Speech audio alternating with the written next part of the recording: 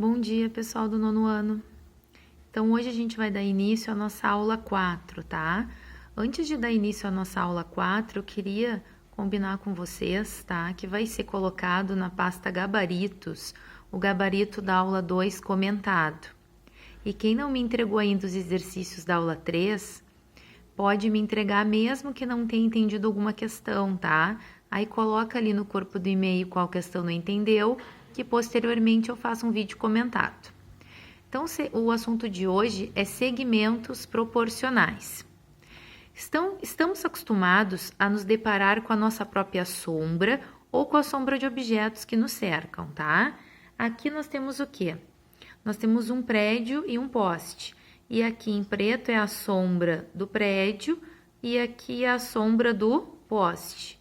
Aqui nós temos a representação da altura do prédio, da sombra do prédio e a altura do poste, sombra do poste. Então, o segmento AB mede 21 metros, que é a altura do prédio. O segmento BC mede 10,5 metros. O segmento DF mede 6 metros e o segmento EF mede 3 metros. Então, continuando aqui, ó, a altura do prédio é representada, como eu já comentei, pelo segmento AB, a sombra pelo BC, a altura do poste pelo DE e a sombra do poste pelo segmento EF. E aqui os respectivos valores, tá? Pergunta: determine a razão entre AB e BC e D e EF. O que é razão, pessoal? Quando fala razão, é esse traço de divisão. Então, a gente vai colocar os valores, vai montar a nossa razão e colocar aqui os respectivos valores. Então, AB 21, BC 10,5, resolvendo 2. DE 6, EF 3, resolvendo 2. Pergunta: qual é o significado das razões encontradas? Significa que a altura do prédio do poste é o dobro do comprimento da sombra. O que significa olhando aqui, ó? Que a altura é 21 e a sombra é 10,5, então, se eu fizer 10,5 vezes 2, vai dar 21. Então, a altura é o dobro da sombra, mesma coisa aqui, ó. Se eu fizer 3 vezes 2, vai dar 6, então 6 é o dobro da sombra, tá? Então, concluindo aqui, ó, note que as razões AB, CD e DEF são iguais.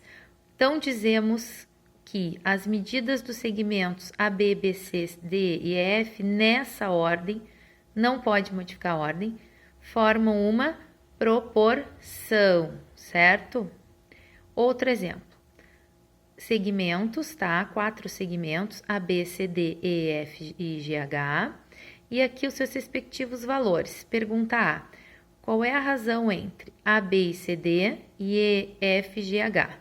Então, A, B, C, D, colocando os valores, simplificando, E, F, GH, substituindo os valores e simplificando. O que a gente ficou?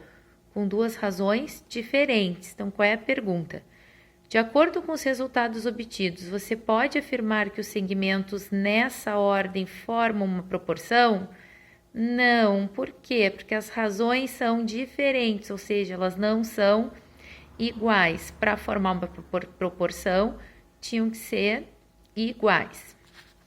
Então, concluindo aqui, ó, a parte mais importante, que é a definição, tá? Dos segmentos proporcionais, então vamos ver isso aqui com bastante atenção. Dizemos que as medidas de 4 segmentos, tá?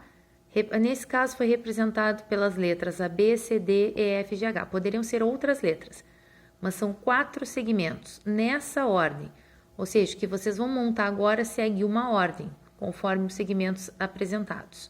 Formam uma proporção quando a razão entre as medidas dos 2 primeiros for igual à razão entre as medidas dos 2 últimos, certo?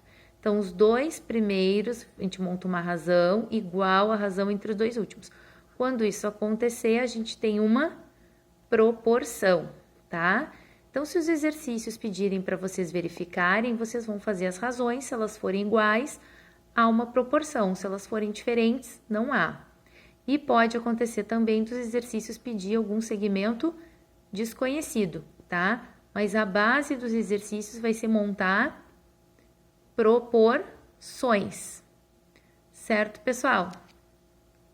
Então, continuando, tá? Então, essa é a nossa aula 4, referente à nossa quarta semana, né? Essa matéria tá nas páginas 56 e 57. E eu vou pedir para vocês os exercícios da página 57 e 58 para vocês me entregarem até 16 de abril. Se tiverem dúvidas, podem perguntar por e-mail, mandem os exercícios que vocês conseguirem, tá? Até essa data. Para o e-mail atividadesead@alternativarg.com.br, tá, pessoal? Então, até a próxima aula.